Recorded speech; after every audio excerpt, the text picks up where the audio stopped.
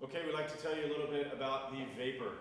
There are actually 4 models made out of this mold, all made at Radar Lake, hand-built one at a time, all machine cores. The competition version is the lithium edition, which is the one that Matt's holding here, and the pink one. That is a PVC core and 100% carbon fiber. We make a graphite version, which is this one, which has a machined polyurethane core and all carbon fiber, and then we also have an alloy version, a lime green one that is a polyurethane core and fiberglass and carbon mix. Creates 3 different price points, 3 very different feels on the water as far as the construction. But most importantly is the new shape that we have. This was updated for this year. I think it's probably best, Matt, to talk about it as far as the tail first and what we changed here. Every ski is a recipe of bevel, rocker, side cut, and how all those things fit together, but the important part is how they fit together. So with this ski specifically, we find it easier to talk about it in sections of the ski rather than those individual parts. So in the tail, from the arch of your back foot back, we've really narrowed the side cut through here, so this tail pins a lot more than any tail we've designed before, being narrowest back here. But to complement that, we really kicked the rocker in the back and added a lot of tail rocker to the ski as it pins. What can somebody expect to feel with that?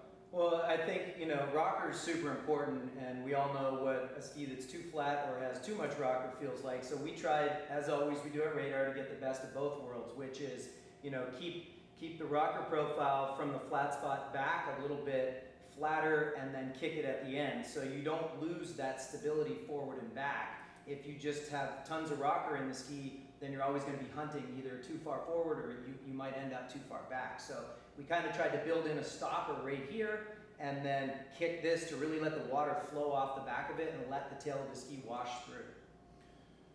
Amazing feeling, right? The finish of an onside turn now, it just really draws back to the wakes and takes a lot of speed back through.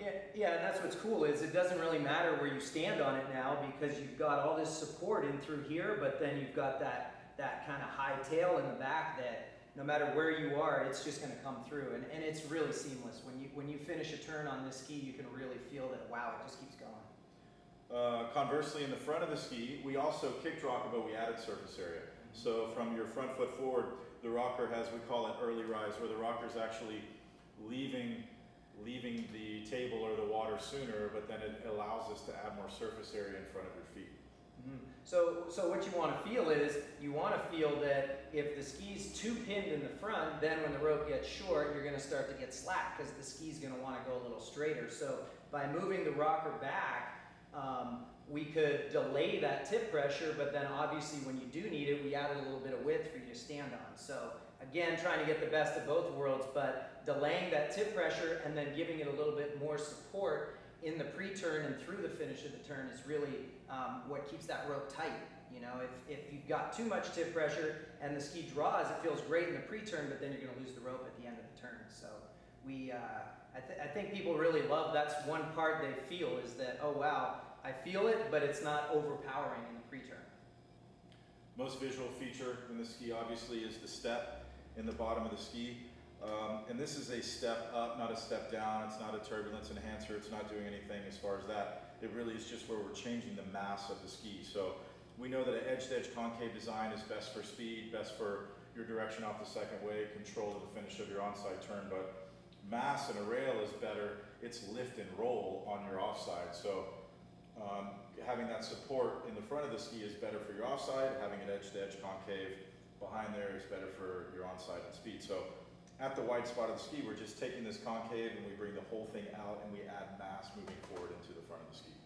Yeah, it's super important because obviously you want the mass and support up here, but you don't want any propping effect back here, which if you just have rails that run all the way back, well then you're going to get the tail of the ski propping, which again engages the tip too aggressively, too early, too hard, causes you to go straight. So by doing this, you really get the feel of what Sully was talking about, where the ski goes off the wake really good, and then it's not overpowering you once you change your edge and pushing you up here too quickly.